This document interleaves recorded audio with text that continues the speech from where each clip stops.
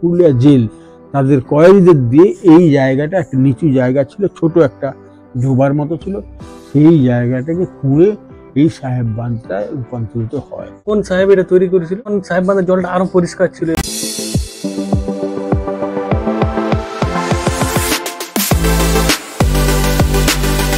Hello guys, welcome to Purulian vlogger. Purulian ব্লগারে সবাইকে স্বাগত জানাই। পুরুলিয়ার অজানা কিছু ইতিহাস তোমাদেরকে জানানোর উদ্দেশ্যে আজ এই ভিডিওটা করছি। তো আমি প্রথমেই পরিচয় করাই দেবো তোমাদের সাথে। তিনি হলেন আমাদের পুরুলিয়ার ইতিহাস গবেষক দিলীপ কুমার গোস্বামী মহাশয়। তো প্রথমে আপনাকে আমাদের চ্যানেলে স্বাগত জানাই। আমাদের সাহেব বাঁধ আছে শহরের মধ্যে একটা, যেটা আমরা নিবারণ সাহেব হিসাবেও চিনি, সেইটা কে তৈরি করেছিল বা কিভাবে এটা তৈরি হয়েছিল? সাহেব বাঁধ আমি তো বললাম 1838 খ্রিস্টাব্দে পুরুলিয়া উঠে এলো রাজধানী। মানভূম জেলা তৈরি হয়েছিল 1833 খ্রিস্টাব্দে। তখন হেডকোয়ার্টার ছিল মানবাজার। 5 বছর পরে মানবাজার থেকে হেডকোয়ার্টার উঠে আসে পুরুলিয়া। পুরুলিয়া তখন শহর ছিল, একটা গ্রাম। পুরুলিয়ার হেডকোয়ার্টার তখন ছিল ছড়রা। ছড়রাটা বড় জায়গা ছিল, আর এটা বিচ্ছিন্নভাবে এখানে সেখানে মাঝে গাছপালা, এখানে 4টি ঘর, ওখানে 4টি ঘর, গাছপালার ভিতর দিয়ে সুড়ি পথ দিয়ে যেত মানুষ। পুরুলিয়া শহর হলেই সেখানে অফিস আদালত বসবে, ধীরে ধীরে বসতে থাকবে। যেই শহরমুখী হলো লোকজন থাকবে, তো তাদের খাবার জলটা কোথায় পাবে? সেই সময় কাঁসাই নদী থেকে জল আনার কোনো ব্যবস্থা ছিল না।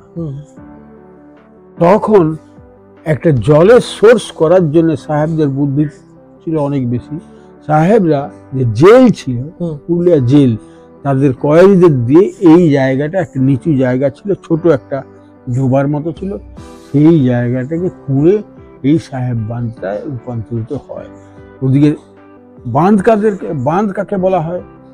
যার একটাই মাত্র পাড় আছে, জলাভূমি, জল যাচ্ছে, একটা পাড়, একটা দিয়ে দাও, একটা পাড় তৈরি করে দাও, পুকুর হয়ে যাবে, সেটার নাম হবে বাঁধ। পুষ্করিণী নয়, বাঁধ মানে যেটা একটি পাড় থাকবে, একটা পাড় দিয়ে দিল, একটা পাড় তৈরি হয়ে গেল, বাস ওই জলাভূমির সমস্ত জলটা, এটা এখনো জলাভূমি। সাহেব বাঁধের পর থেকে দেখবে নদী পর্যন্ত জল চলে গেছে, নিচ পর্যন্ত। ওই যদি জলাভূমিতে হাঁটতে থাকো, নদী পর্যন্ত তুমি চলে যাবে, বুঝলে তো? মানে পুরোটা কয়েদিদেরকে দিয়ে খনন করা হয়েছে, কয়েদিদের মেশিনের ব্যবহার না। তখন মেশিন কোথায় পাবে? এই করে সাহেব বাঁধ তৈরি হয়। তো কোন সাহেব এটা তৈরি করেছিল? কর্নেল টিকেল 1841 থেকে 43 পর্যন্ত ওনার সময়কালটা ছিল। উনি এই সময়টাই মূলত তৈরি করেছিলেন রাস্তাটা, পানীয় জলের উদ্দেশ্যে। তখন তো পানীয় জল সব, এখনো পানীয় জল যায়।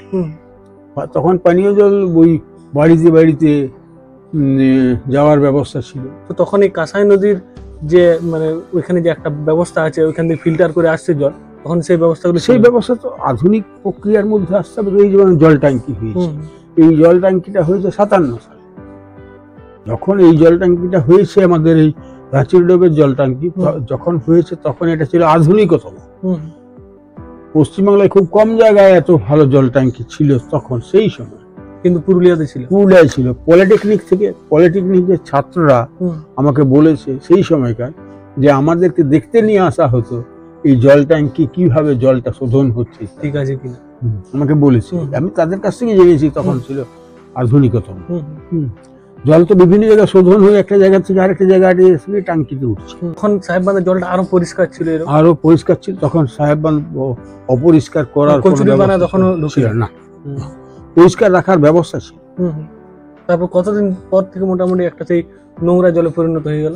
ধীরে ধীরে হতে থাকলো, আর ওর কোনো মানে প্রয়োজনীয়তা নেই দেখে হলো। লোক পানীয় জলের ব্যবস্থা আলাদাভাবে যখন ওটা হলো, এই হলো সাহেব বাঁধের তৈরির রীতি।